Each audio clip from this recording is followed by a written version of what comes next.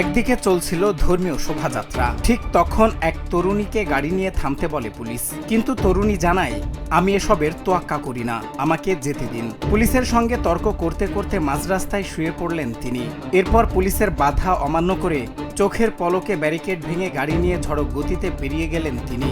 আইনকে বুড়ো আঙুল দেখিয়ে তরুণীর এমন বেপরোয়া কাণ্ডের একটি ভিডিও সামাজিক যোগাযোগ মাধ্যমে বর্তমানে তুমুল ভাইরাল, যা দেখে রীতিমতো তাজ্জব বনে গেছেন নেটিজেনরা। পেশায় তিনি একজন ড্রাইভিং স্কুলের ট্রেনার, অথচ তার নিজের গাড়ি চালানোর রূপ দেখে আটকে উঠেছেন সবাই। মানুষের নিরাপত্তার স্বার্থে পুলিশ রাস্তা বন্ধ রাখায় তিনি যেভাবে মেজাজ হারালেন তা সাধারণ মানুষকে ক্ষুব্ধ করেছে।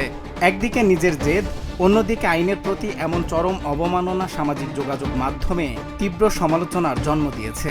কেউ কেউ এটাকে পাগলামি বললেও অনেক মানুষই প্রকাশ করেছেন তীব্র বিরক্তি।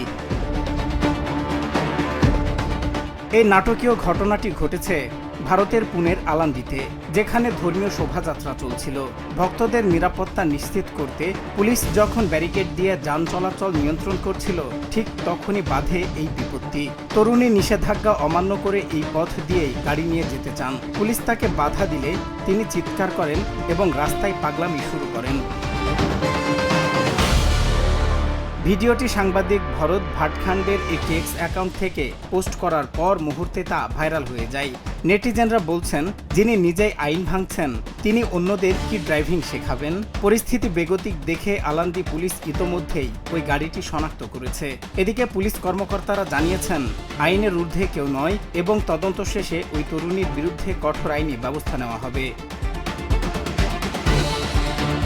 মানুষের নিরাপত্তার স্বার্থে যেখানে সবাইকে পুলিশের সহযোগিতা করার আহ্বান জানানো হয়েছিল, সেখানে একজন সচেতন নাগরিকের এমন বেপরোয়া আচরণ সবাইকে অবাক করেছে।